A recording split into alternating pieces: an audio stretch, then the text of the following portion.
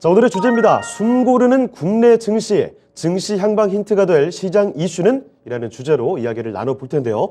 자, 오늘 아스트라 자산운용의 김장렬 리서치 본부장 전화로 연결해서 이야기 나눠보겠습니다. 네, 본부장님 안녕하십니까? 네, 안녕하세요. 자, 먼저 일단 국내 증시 상황부터 이야기를 정리해 보도록 하겠습니다. 지난주 국내 증시 상황 어땠는지부터 정리를 해 주시죠. 네, 이제 오늘은 일단 크게 좀 반락하고 조정받는 양상인데, 지난주 전체적으로는 3%대 상승을 했습니다. 특히 금요일 날은 외국인이 또 1조 가까이 매수를 하면서 기관하고 동반 순매수에 가담하면서 0.6% 코스피 기준으로 상승하면서 5일 연속 상승했는데, 오늘은 5일 연속 상승으로 일단 마감하는 분위기 같습니다. 사실 그 금요일 날 오전에 미국의 인텔의 실적 쇼크 발표가 있어서 다소 처음에는 조정 양상을 보일 수도 있는 분위기였는데, 외국인 매수세가 가세하면서 이제 장중 조정으로 흡수하고 결국은 삼성전자라든지 기타 등등 다 2% 이상 상승을 하면서 결국은 플러스로 갔습니다.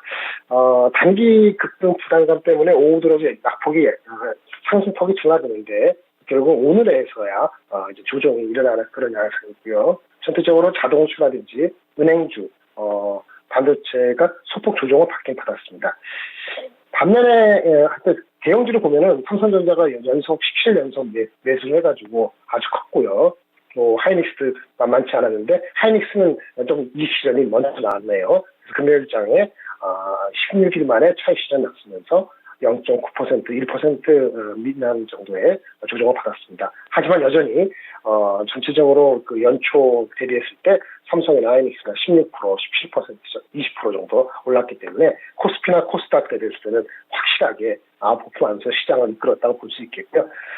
특징적인 거는 이제 삼성 SDI 같은 경우도 삼성 하이닉스하고 삼성전자 그 강세 못지않게 추경 상승세를 보여서 역시 19일 대비해서도 최근에 10% 이상 크게 상승하는 분위기였고요.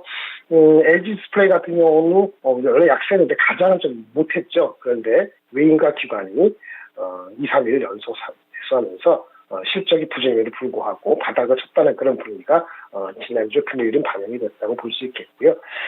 목요일날 실적 발표한 현대차 같은 경우는 실적에 우수했고, 또 주주 환원 정책, 주식 소각 이런 것이 발표되면서 상당히 이제 큰 폭의 막판에 좀 올라서 전체적으로는 그 금요일 날 좀 오른 것 때문에 전체적으로는 좀 그동안에 뒤처진 수익률을 좀 보완했다라고 말씀드릴 수 있겠습니다. 코스닥은 전체적으로 조금은 코스피보다는 부진했지만은 엔터주가 많이 강세를 보이는 것이 눈에 띄었고요. 특히 JIP가 대장주로서 역할을 톡톡히 하면서 주간 단위로 6% 이상 오르면서 52주 신고가를 기록했고요.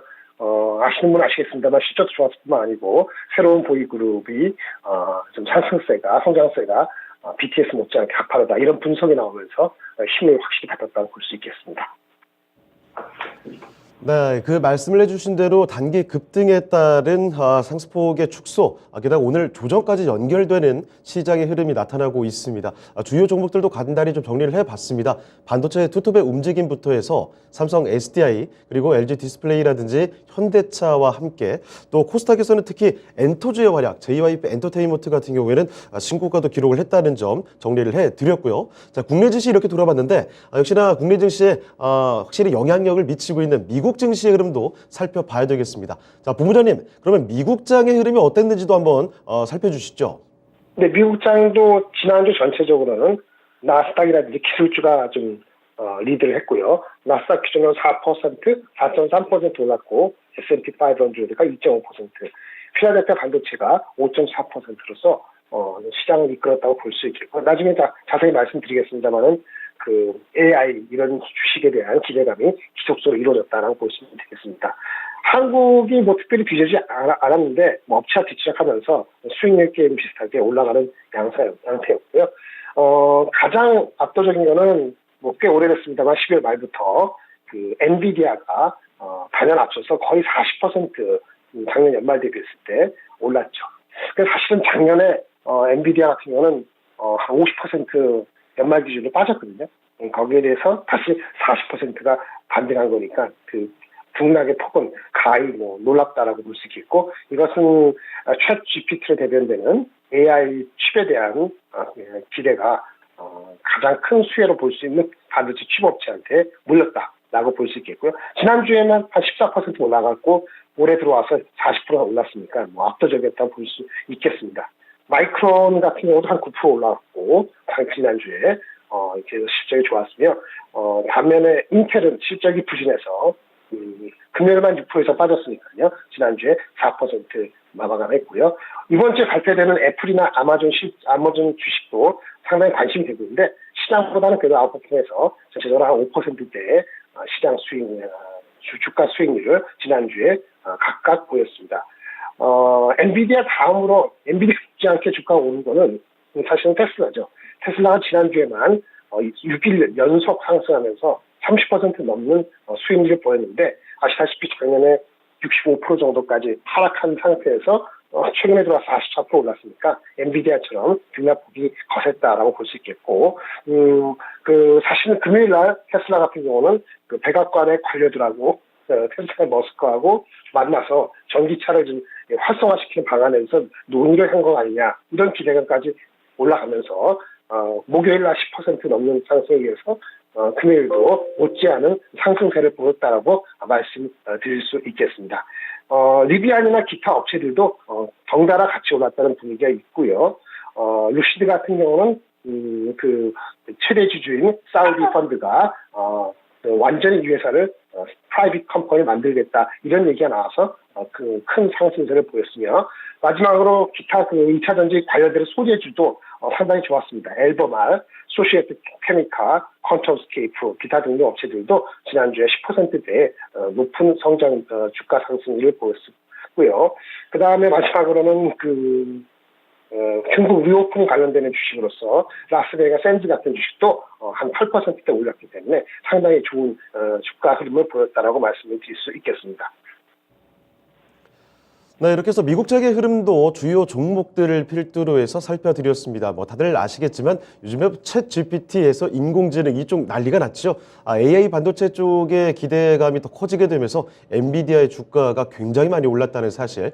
그리고 전기차 분위기 좋네요. 테슬라가 이끌어가는 급등세가 나왔습니다. 테슬라뿐만이 아니라 이제는 리비안, 루시드 관련된 종목들 다 같이 급등을 이어가는 흐름이었고요.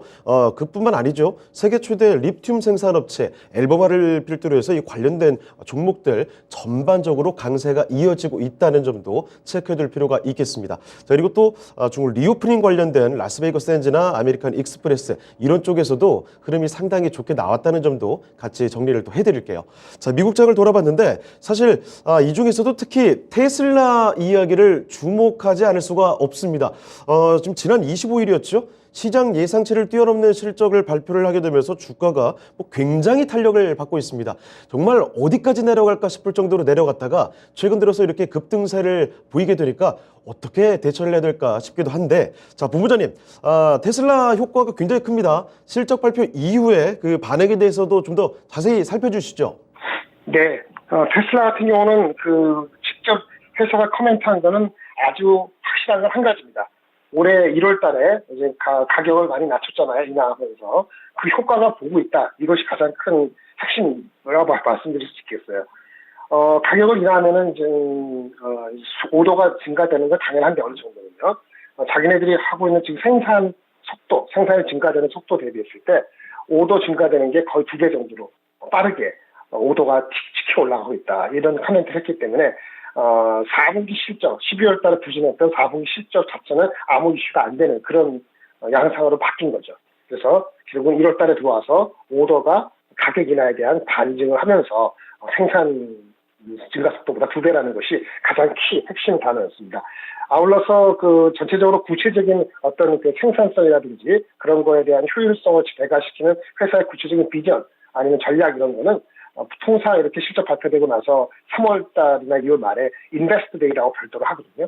3월 1일 날 거기서 여러 가지 업데이트할 기회가 있을 것이라고 얘기를 했기 때문에 투자자 입장에서는 그때까지는 긍정적인 기대를 가지고 기다릴 공산이 크다. 이렇게 말씀드릴 수 있겠고요. 앞전에 말씀드린 것처럼 머스크하고 백악관의 그 관료들 또는 국회 그 하원 의장들하고 하원 의장하고 만나서 좀 전기차 사업을 전체적으로 활성화하는 그런 논의를 했다는 것 자체도 투자 심리를 한층 더 높이는 역할을 했다라고 말씀드릴 수 있겠습니다. 그리고 좀 결론적으로는 그럼 테슬라가 가격을 낮춘 이유가 무엇이냐라는 여러 가지 질문이나 그런 거에 대한 의견에 대해서는 이제 그 전기차가 전 세계 자동차의 10% 비중으로 올라갔잖아요. 이제는 단순히 이제 혁신가라든지 매니아가 아니고 일반화 보급을 확실히 해야 된다. 보급을 확실히 하려면은 캐파를 증가시키고 생산을 늘리는 과정에서는 가격 인하는 어쩔 수 없는 거다라고 하면서 원래 한 2년 전에 지시했던 연간 한 50% 정도 출하를 늘리겠다는 계획은 그대로 유지한다. 그렇게 하려면은 가격 인하는 불가피하다. 이런 식으로 좀 연결고리가 형성이 됐다고 보시면 되겠고요. 사실은 한 2년 전에 21년 1사분기 실적 컨퍼런스 콜에서도 자기네들 성장률이 50이 아니고 40% 이하로 된다고 그런 가능성이 있다는 건 그런 충격이다. 이렇게 얘기를 한 적이 있거든요. 그럼 무슨 얘기냐?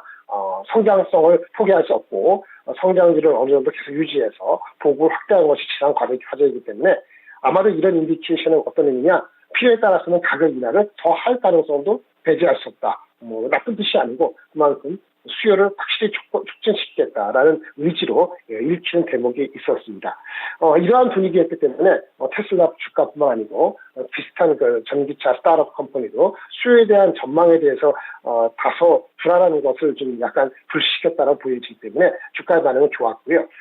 테슬라 주식에 대한 그 투자가들의 그 기대도 높아진 거죠. 급등을 한 건데, 해외 미국에 있는 그 기관 투자가나 애널리스트가 테슬라 분석하는 뿐만 아니고, 국내 애널리스트도 못지않게 자기의 한마디를 했습니다. 몇 가지 소개를 시켜드리면, 당일 26일 날 발표된 미래에셋, 한국투자, SK증권에서 각각 테슬라에 대해서 한마디 쓰는데, 키워드만 말씀드리면 수요에 대한 자신감이다.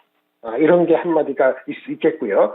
두 번째는 경쟁업체들하고 초격차를 벌리기 위한 것이고 일반 대중으로 전기차를 확대하는 과정에 불가피한 나쁘게 하면 스트러글, 좋게 하면 속장성이다 이렇게 얘기를 했고요.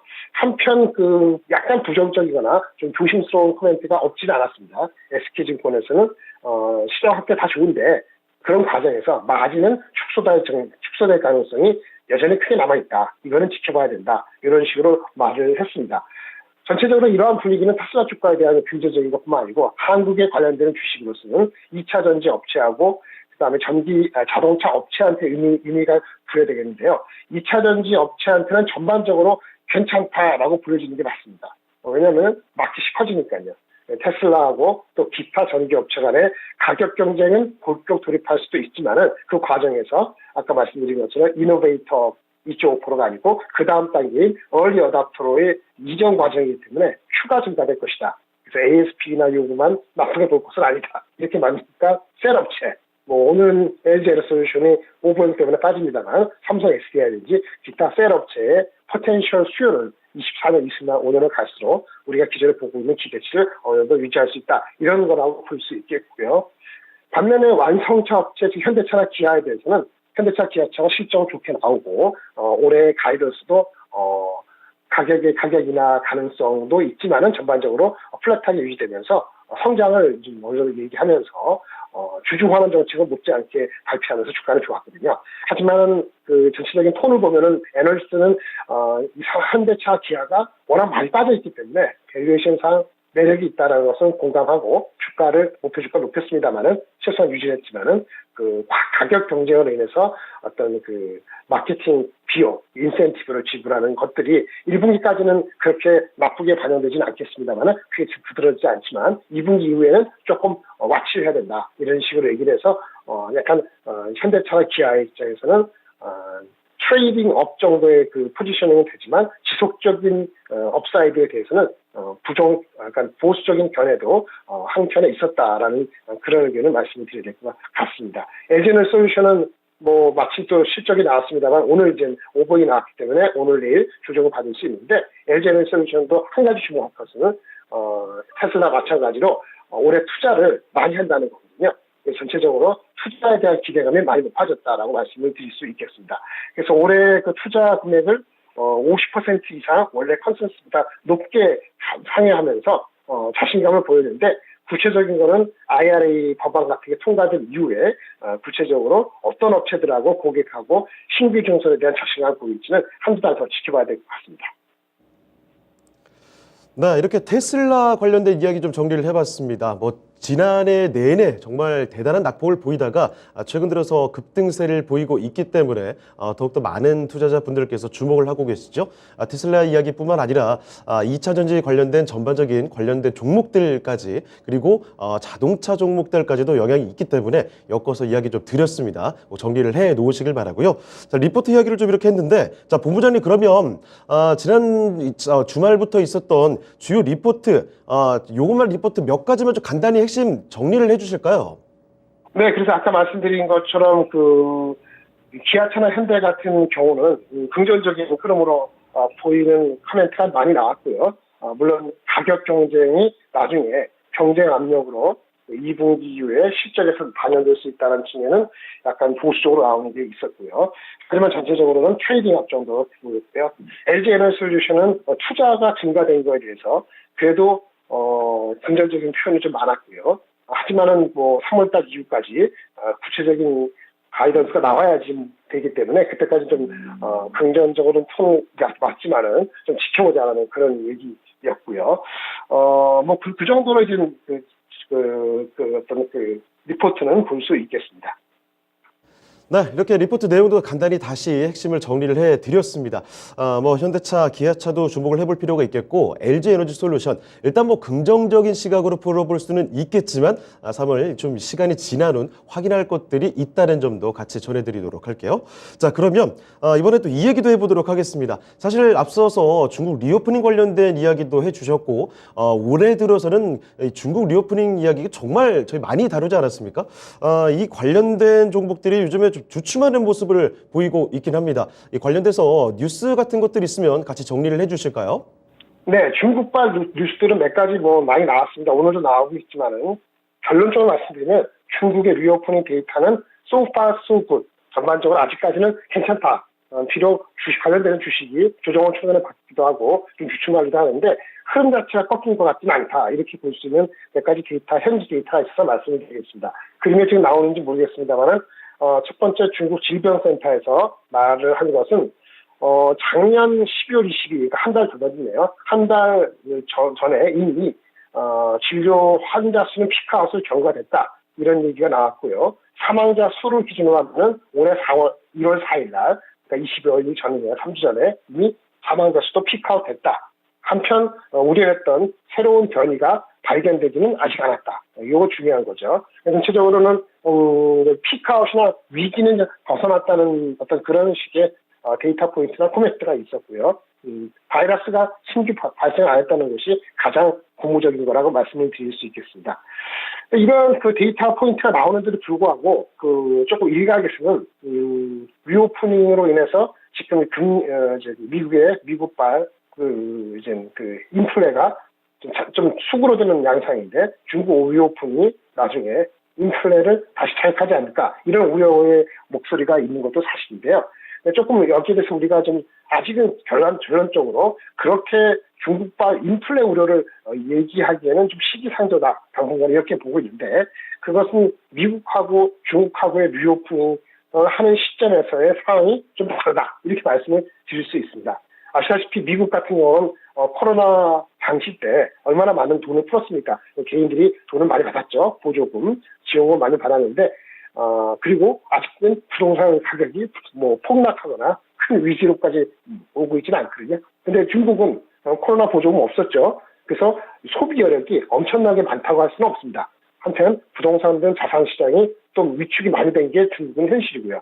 중국의 부동산에 대한 의존도가 전체적으로 높은 편을 봤을 때 미국과 같은 보복 소비의 강도가 크게 나타날 개연성은 중국은 좀 약하다. 상대적으로 이렇게 볼 수 있어서 이제 인플레 우려를 자극할 정도로 리오프닝이 상품 가격을 시켜올릴 것 가능성은 현재로서는 좀 시기상조다. 그런 의견 이렇게 말씀을 드릴 수 있겠고요. 이게 수요적인 측면에서 말씀을 드리고 반면에 좀 인플레라는 것은 수요 대비 공급의 이슈가 동시에 있기 때문에 공급적인 측면에서도 미국이 리오프닝을 하고 이제 경제 활동을 했을 때와는 달리 지금 어쨌든 간에 지정학적 리스크가 많이 좀 하락세이죠. 완화됐다고 볼 수밖에 없고요. 특히 러시아 우크라이나 전쟁이 끝이 보인다고까지는 얘기할 수는 없지만은 그래도 전황이 러시아 위주로 해가지고 계속 엄청 악화될 가능성보다는 다른 방향 모색에 대한 가능성이 좀 보이고 있는 것도 사실입니다.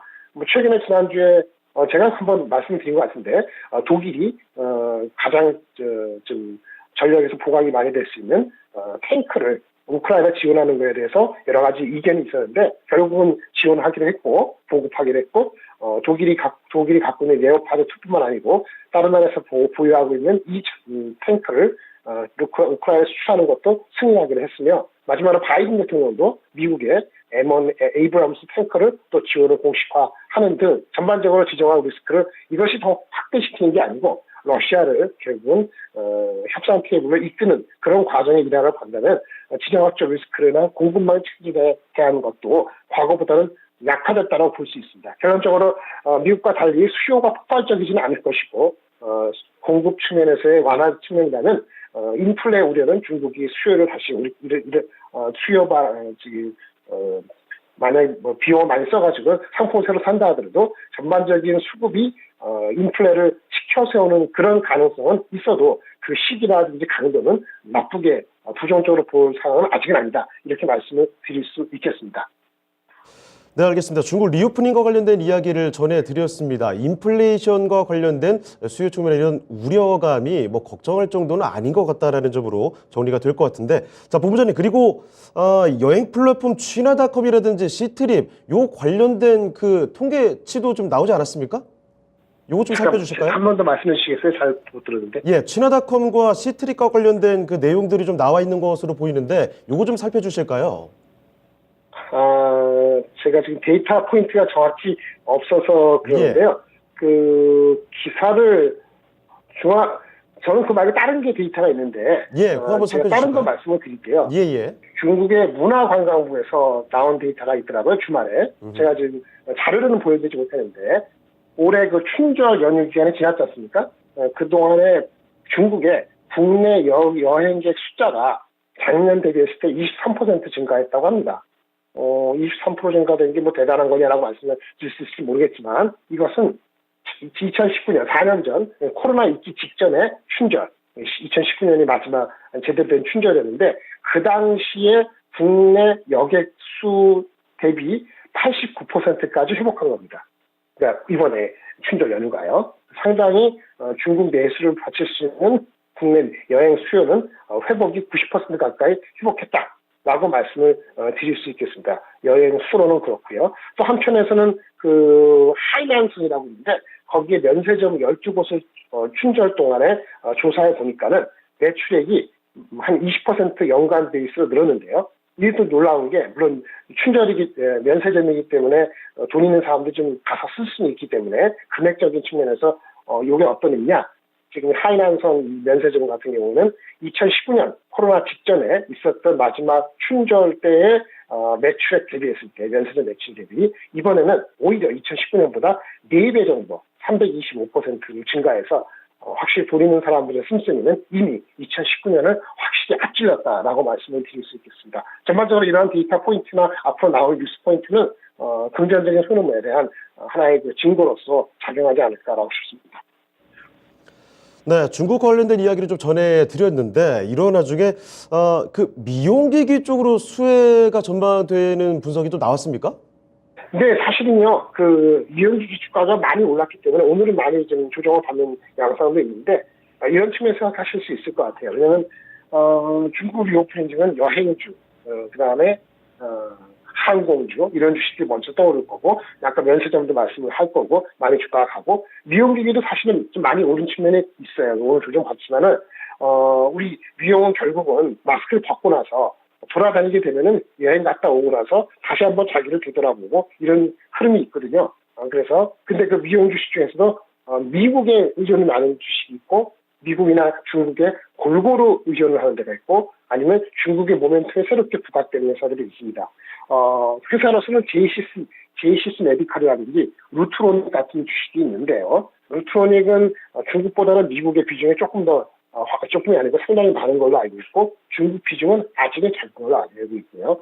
반면에 이 제이시스 메디칼이라는 주식은 중국 비중이 적지 않습니다. 그런 측면에서 미국도 있지만은 그런 측면에서 주식이 최근에 각광을 받았다고 말씀드릴 수 있겠는데 최근에 나온 리포트는 아주 최근에 건 없지만은 연초에 DS투자증권에서 나온 목표 주가 13,000원짜리가 나와 있는데요. 초고음파의 레이저 피부 의용 장비인데 올해 매출이라든지 영업이익 성장률이 작년 대비 한 30% 이상 될 것으로 보이고 있는데요. 중국하고 미국 FDA 허가가 둘 다 올해 하반기에 예상이 되고 있어서 실적이 단지 30% 이상 증가될 거라는 의미 말고도 새로운 시장에 대한 개척이 가능성이 있다는 측면에서 조정이 많이 될 경우에 좀 긍정적으로 접근해보거나 스타디할 필요가 있지 않을까라는 판단을 가질 수 있겠습니다. 네. 자, 중국 리오프닝 관련해서 사실 뭐 여행이라든지 다른 쪽으로 많이들 생각을 하실 텐데 미용기기에도 수혜가 전망이 된다라는 점, 그 중에서도 한 종목, 제이시스 메디칼 같은 종목을 좀 구체적으로 살펴드렸습니다. 참고를 해보시면 좋겠고요. 자, 그리고 본부장님 마지막으로 하나만 좀 여쭤보겠습니다. 중국 리오프닝 이야기를 한 김에 사실 리오프닝주 올 초에 기대감 굉장히 컸다가 잠시 좀 쉬어가는 구간인데요. 리오프닝주 앞으로 당분간의 투자 전략 좀 어떻게 접근해 볼 수 있을까요? 네, 일단 실적이 이제 확인될 필요가 있을 때가 됐긴 한데 일단 실적에 대한 단기 기대 좀 낮출 필요가 있어요. 본인이 사신 것이 실적에 대한 그 생각을 전혀 안 하시고 테마성으로 보셨다 하면은 종목을 좀 줄이실 필요가 있을 것 같습니다. 공부를 좀 하셨을 것 같아요.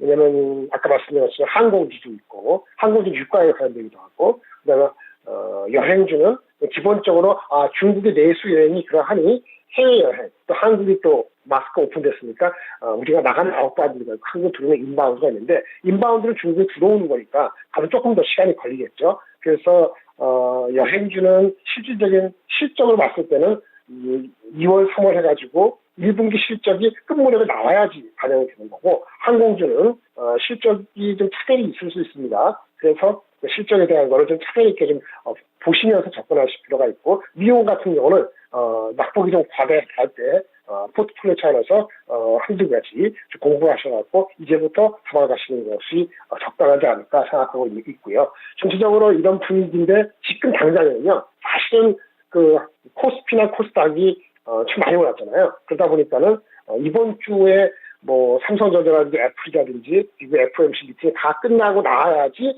전체적으로 이게 대형주 중심으로 갈 것인지 아까 좀 전에 말씀드린 우리가 중소형주가 맞는 리오프닝 포함해서 테마성 주식에 대한 포트폴리오를 계속 유지할지 판단이 되기 때문에 전체적인 새로운 포지셔닝에 대한 포트폴리오에 대한 조정은 이번 주가 지난 다음에 다음 주부터 좀 더 공격적으로 내지는 좀 더 세밀하게 접근할 필요가 있고 이번 주까지는 많이 본인 생각하시는 낙폭이 과대한 종목만 접근하는 식으로 일단 이번 주는 그렇게 접근하시고 그리고 나서 다음 주에 대형주일지 스몰캡일지에 대한 판단을 하실 수 있지 않을까라고 생각이 들고 그때는 제가 다시 한번 또 거기에 대한 제 의견을 드릴 수 있을 것 같습니다. 네, 중국 리오프닝 관련주 굉장히 많죠. 여행도 있고 항공도 있을 테고 뭐 미용도 앞서 좀 언급을 해드렸습니다만 실적을 좀 가려볼 필요가 있을 것 같고 이번 주는 조금 지켜보는 구간이지 않을까라는 생각도 드네요. 이렇게 김장렬 본부장과 함께 이야기를 나눠봤습니다. 자, 그럼 오늘 도움 말씀 주신 아스트라자선운용의 김장렬 본부장 여기서 인사드리겠습니다. 네, 본부장님 오늘 말씀 고맙습니다. 네, 감사합니다. 자, 오늘 이렇게 지난 한 주 시장 국내 증시와 미국장까지 함께 돌아보는 시간을 가져봤고요. 김장렬 본부장과 함께 시장 흐름 그리고 특징 종목 관련된 뉴스와 리포트까지 낱낱이 살펴드렸습니다. 투자하시는 데 많은 도움이 되셨길 바랍니다. 지금까지 다양한 투자 판단에 대한 도움 말씀 전해드렸습니다. 하지만 특정 종목의 상승이나 하락을 보장하지 않는다는 점 꼭 좀 기억해 주시면 좋겠습니다. 자, 그럼 저희는 내일 이 시간에 다시 뵙도록 하겠습니다. 시청해주신 여러분 고맙습니다.